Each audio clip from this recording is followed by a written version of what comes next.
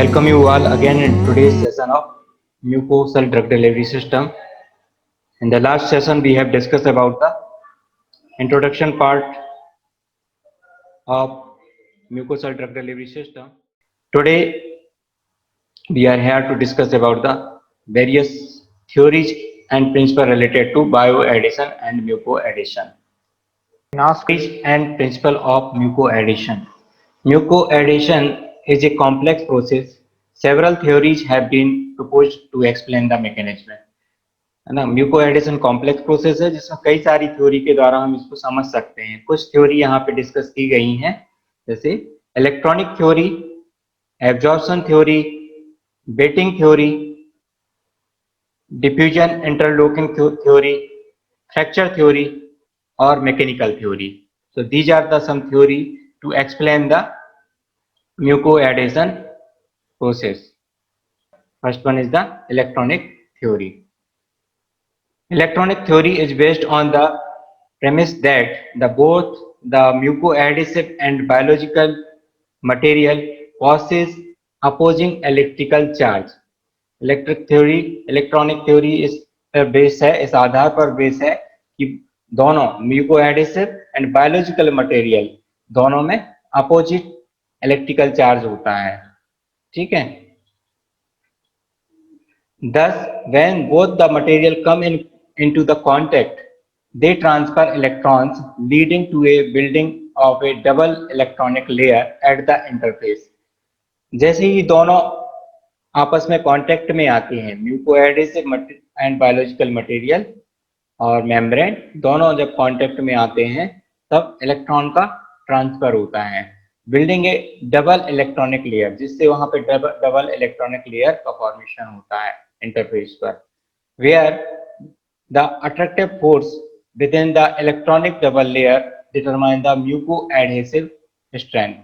तो जो attractive force वहां पे डेवलप होता है वह म्यूकोएडहेसिव स्ट्रेंथ को determine. Negatively charge mucus membrane है और यहाँ पे पॉजिटिवली चार्ज पॉलीमेरिक मेम्ब्रेन है। तो दोनों अपोजिट इलेक्ट्रिकल चार्ज वाले यहाँ पे मेम्ब्रेन है ना। अपोजिट इलेक्ट्रिक चार्ज होने से इलेक्ट्रॉन का ट्रांसफर होता है और यहाँ पे डबल लेयर फॉर्मेशन होता है at the interface.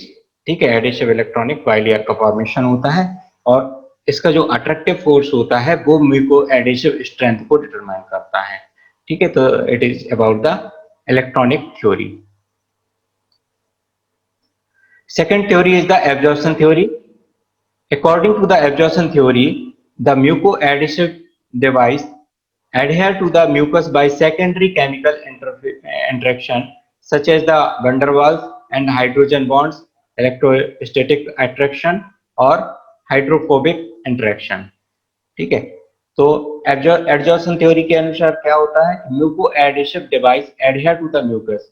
mucoadhesive device जो रहेगी वो म्यूकस से एडहेयर रहती है by chemical interaction such as van der Waals, hydrogen bond, electrostatic attraction और हाइड्रोफोबिक इंटरेक्शन के दौरान ये बाइंड होती है। For example, hydrogen bond are the prevalent and interfacial force in the polymer containing the carboxylic group. जैसे carboxylic group है तो इसमें हाइड्रोजन बॉन्ड के द्वारा बॉन्डिशन होगा, फॉर्मेशन होगा।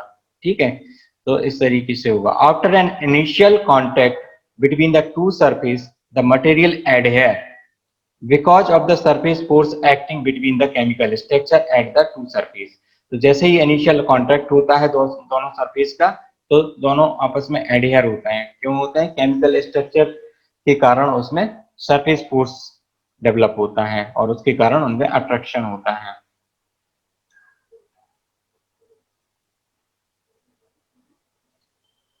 Next theory is the Betting theory. The Betting theory applies to a liquid system which present the affinity to the surface in order to spread over it.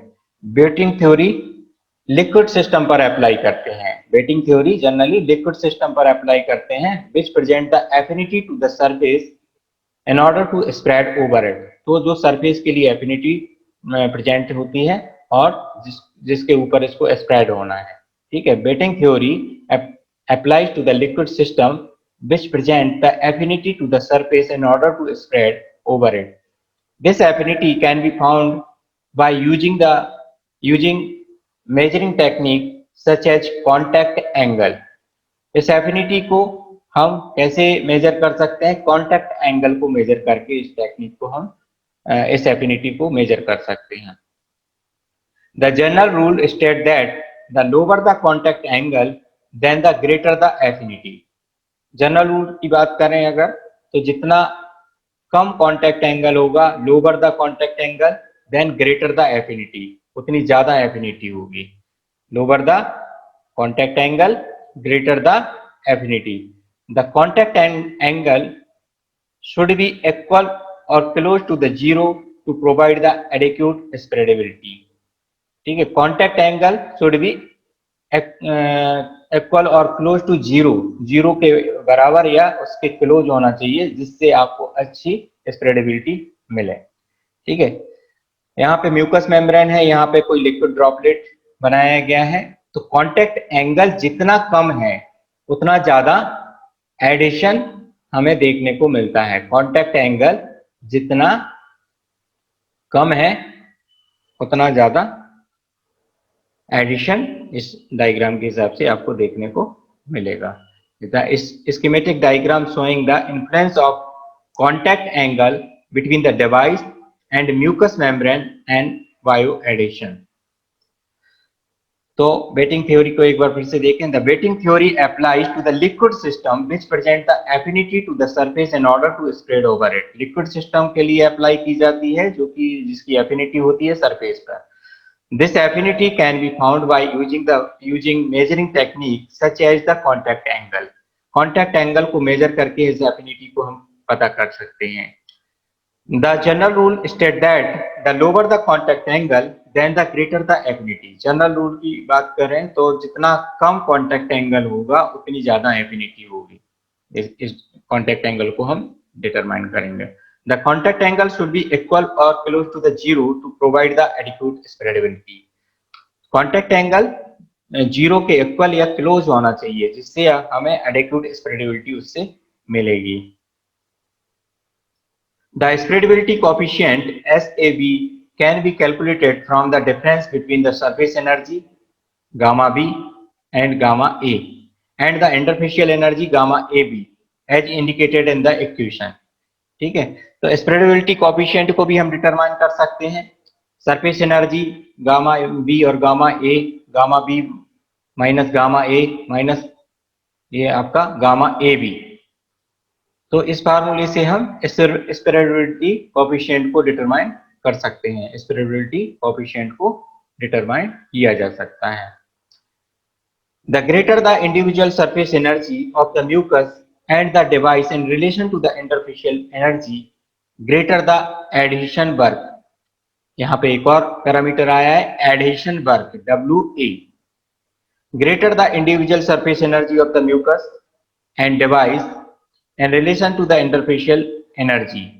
Interfacial energy के relation में जितना ज्यादा ये surface energy होगी, क्योंकि इनका surface energy का हमने यहाँ पे टोटल किया है, तो दोनों की सरफेस एनर्जी जितनी ज्यादा होगी इंटरफेशियल एनर्जी की कंपैरिजन में, तो इसका हम डिफरेंस निकालेंगे. तो ये डिफरेंस आएगा WA, वह कहलाएगा आपका adhesion work. Adhesion work, the greater the energy needed to separate the two phase, उतनी ज्यादा एनर्जी हमें टू फेज को सेपरेट करने के लिए रिक्वायर्ड होगी. फिर से देखें, greater the individual surface energy of mucus and device. यहाँ पे म्यूकस और डिवाइस की सरफेस एनर्जी है दोनों की, वो जितनी ज्यादा होगी in relation to interfacial energy, interfacial energy के रिलेशन में जितनी ज्यादा होगी, ग्रेटर द एडिशन वर्क, उतना ज्यादा एडिशन वर्क होगा. That means greater the energy needed to separate the two phase, उतनी ज्यादा एनर्जी की रिक्वायर्ड होगी टू फेज को सेपरेट करने के लिए.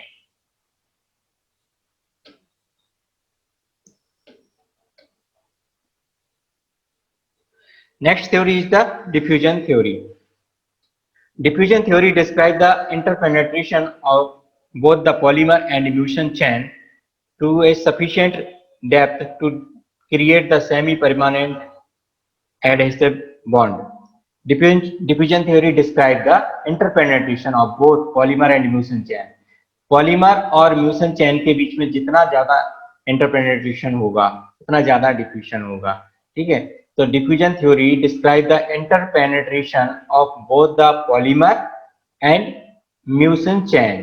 पॉलीमर और म्यूसन चेन के बीच में interpenetration to sufficient depth to create the semi permanent adhesive bond. तो ये इंटरपेनेट्रेशन होगा पॉलीमर और म्यूसन चेन के बीच में सफिशिएंट डेप्थ तक, जिससे semi permanent adhesive bond create होगा। Adhesion force increase with the degree of penetration of the polymer chain. Adhesion force increase होता है with the degree of penetration, degree of penetration के साथ एडिशन फोर्स इंक्रीज होता है। ठीक है, the penetration rate depend on the diffusion coefficient, flexibility and nature of the mucoadhesive chain, mobility and contact time. Penetration rate depend करता है diffusion coefficient पर, flexibility और नेचर है ऑफ म्यूकोएडेसिव चेन, और मोबिलिटी एंड कॉन्टैक्ट टाइम पे penetration rate depend करता है कि कितना पेनिट्रेशन उसका होगा। किसका पेनिट्रेशन होगा? पॉलीमर और म्यूसन चेन के बीच में। The depth of interpenetration require to produce an efficient bioadhesive bond lies in range 0.2 to 0.5 micron. इसकी डेप्थ अगर हमको कितनी डेप्थ होगी तो उसको भी इसमें लिखा है कि कितनी रेंज होना चाहिए, 0.2 to 0.5 माइक्रोन के बीच में इसकी बॉन्ड की रेंज होना चाहिए। Depth of interpenetration required to produce an efficient bioadhesive bond lies in range between 0.2 to 0.5 micron. This interpenetration depth of polymer and mucin chain can be estimated by the equation L equal to TdB to the power 1/2। इंटरपेनिट्रेशन depth को हम इस फार्मूले के द्वारा determine कर सकते हैं, estimate कर सकते हैं। L equal to TdB to the power 1/2, इसके द्वारा हम डिटरमाइन कर सकते हैं, एस्टिमेट कर सकते हैं। जो कितनी होना चाहिए? 0.2 से 0.5 माइक्रोन के बीच में होना चाहिए, जिससे हमें एफिशिएंट बायोएडेसिव बॉन्ड मिलेगा। इंटरपेनिट्रेशन डेप्थ कितनी होना चाहिए? 0.2 से 0.5 माइक्रोन के बीच में होना चाहिए एफिशिएंट बायोएडेशन के लिए। Where the T is the contact time. T क्या है? कॉन्टैक्ट टाइम है। DB diffusion coefficient of the mucoadhesive material in the mucus, और डीबी है आपका डिफ्यूजन कोएफिशिएंट। ठीक है, और एल क्या है? इंटरपेनिट्रेशन डेप्थ है। In order for the diffusion to occur, it is important that the component involved have a good mutual solubility, that is both the bioadhesive and the mucus have a similar chemical structure. In order for the diffusion to occur, diffusion होने के लिए यह जरूरी है कि जो component हैं आपस में, जैसे बायोएडेसिव और म्यूकस मेम्ब्रेन में, इसमें म्यूचुअल सॉल्युबिलिटी अच्छी हो। ठीक है, both bioadhesive and mucus have a similar chemical structure. और ये कब अच्छी होगी म्यूचुअल सॉल्युबिलिटी? जब उनकी केमिकल स्ट्रक्चर सिमिलर्स होंगी। ठीक है, सिमिलर केमिकल स्ट्रक्चर्स होंगे तो उसमें म्यूचुअल सॉल्युबिलिटी अच्छी होगी और डिफ्यूजन अच्छा हो पाएगा। In order for a diffusion to occur, it is important that the component involved have a good mutual solubility, that is both the bioadhesive and mucus have a similar chemical structure. The greater the structure similarity, the better the mucoadhesive bond. जितनी ज्यादा structure similarity होगी उतना ज्यादा म्यूकोएडेसिव bond create होगा। तो ये mucus है, यहाँ पे पॉलीमर के बीच में ये पॉलीमर चेन यहाँ पे डोनेट किया है ग्रीन कलर से, और पर्पल कलर से म्यूकस चेन को डिनोट किया है।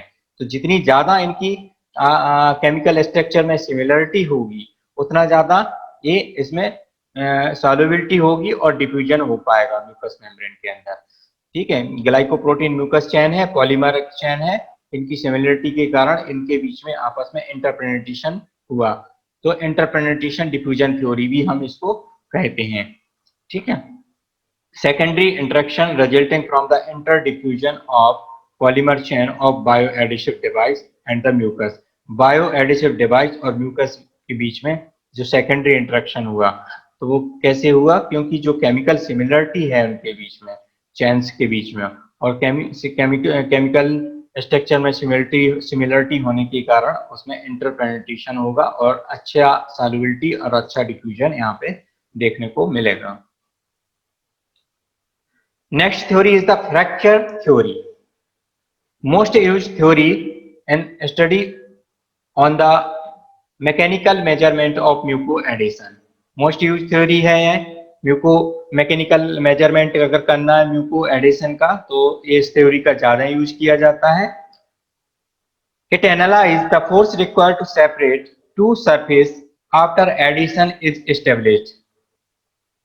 It analyze the force required, कितना फोर्स आपको रिक्वायर्ड है to separate the two surface after adhesion is established. जब एडिशन एस्टेब्लिश हो जाता है तो उसको सेपरेट करने के लिए कितने फोर्स की रिक्वायरमेंट है उसको यह एनालाइज करती है।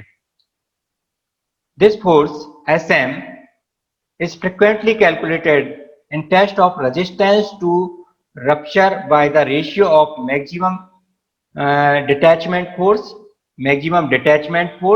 Fm, यहाँ पे फार्मूले में Fm that is maximum detachment force and the total surface area, और टोटल सरफेस एरिया A0 क्या है। अगर हम इसका रेशियो निकालेंगे तो हमें Sm मिलेगा और वो Sm कहलाएगा उसका फोर्स। ठीक है, तो Sm it is the force, और हम कह सकते हैं कि रेजिस्टेंस टू रप्चर। ठीक है, तो this force Sm is frequently calculated in term of resistance to rupture by the ratio of maximum detachment force। maximum detachment के लिए कितना फोर्स रिक्वायर्ड है इसको, and the total surface area, और total surface area वहां पे कितना था A0। Involve in the adhesion reaction, adhesion reaction में कितना टोटल सरफेस एरिया इन्वॉल्व है उसको अपन डिवाइड करेंगे Fm से, तो हमें Sm आएगा that is force. The rupture rarely occur at the surface but nearly it और at the weakest point which can be the interface itself, mucus layer और the hydrated region of mucus.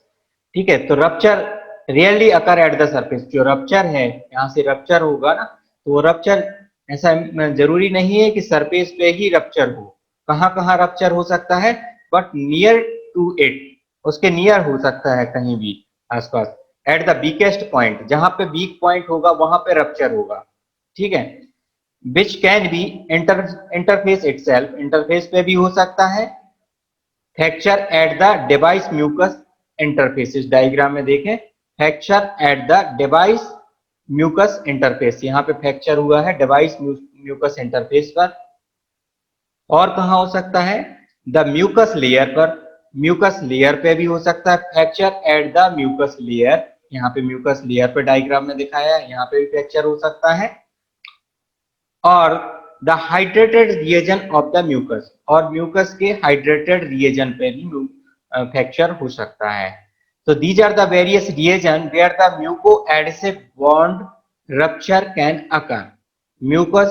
mucoadhesive bond का rupture कहाँ कहाँ हो सकता है, इस diagram के द्वारा हमने देखा कि एक तो आपका fracture at the device mucus interface पर हो सकता है, या सेकंड हो सकता है आपका fracture at the hydrated layer of device, device की जो हाइड्रेटेड लेयर है वहां पे भी रप्चर हो सकता है, और fracture at the mucus layer, और म्यूकस लेयर पे भी फ्रैक्चर हो सकता है। Fracture theory is concern only with the force required to separate the parts. जो फ्रैक्चर थ्योरी है वो किस पर कंसर्न है कि फोर्स कितना लग रहा है, दो पार्ट को सेपरेट करने के लिए फोर्स कितना लग रहा है उस पर यह थ्योरी डिपेंड होती है। Consequently, it separate for the use in calculation for the rigid or semi-rigid bioadhesive materials। in which the polymer chain do not penetrate into the mucus layer. तो इस थ्योरी का हम कहाँ यूज कर सकते हैं, जहाँ पे रिजिड और semi rigid bio adhesive material हमने यूज किए हैं, तो वहां पे कितना हमें को फोर्स लग रहा है इसके द्वारा हम डिटरमाइन कर सकते हैं, क्योंकि यहाँ पे पेनिट्रेशन नहीं हुआ है। In which the polymer chain do not penetrate into the mucus layer, क्योंकि यहाँ पे पॉलीमर चेन ने म्यूकस लेयर को पेनिट्रेट नहीं किया है, तो इसलिए हम यहाँ पे डिटरमाइन कर सकते हैं। Next theory is the mechanical theory. The mechanical theory consider adhesion to be due to the filling of irregularities on the rough surface by mucoadhesive liquid. तो मैकेनिकल थ्योरी इस आधार पर है कि कितना फिलिंग हो रहा है इरेगुलरिटीज का, जो कि रफ सरफेस पर है। रफ सरफेस पर जो भी इरेगुलरिटीज है वो कितनी फिल की जा रही हैं म्यूको एडिसिव लिक्विड के द्वारा। तो जितनी ज्यादा इरेगुलरिटीज को फिल करेगा उतना ज्यादा म्यूको एडिसिव बॉन्ड वहां पे क्रिएट होगा। ठीक है, mechanical theory consider adhesion to be due to the filling of irregularities on the rough surface by the mucoadhesive liquid। Rough surface पर कितनी ज्यादा irregularities को फिल किया जा रहा है, किसके द्वारा फिल किया जा रहा है, म्यूकोएडिसिव लिक्विड के द्वारा, तो उससे हम एडिशन को डिटरमाइन कर सकते हैं। Moreover such roughness increase the interfacial area. ठीक है, ये रफनेस इंक्रीज करेगी, इंटरफेशियल एरिया को इंक्रीज करेगी। जितनी ज्यादा रफ सरफेस होगी उतना ज्यादा इंटरफेशियल एरिया इंक्रीज होगा, है ना। Moreover such roughness increase the interfacial area available for the interaction, thereby adding the dissipating energy and can be considered the most important phenomena of the process। ठीक है, तो इसको हम जितनी ज्यादा रफनेस होगी उतनी ज्यादा इंटरफेशियल एनर्जी, इंटरफेशियल एरिया वहां पे अवेलेबल होगा, और interaction to the interaction by adding the dissipating energy and can be considered the most important phenomena of this process। So these are the various theories we have discussed today. We have discussed about the theory of the mucoadhesion।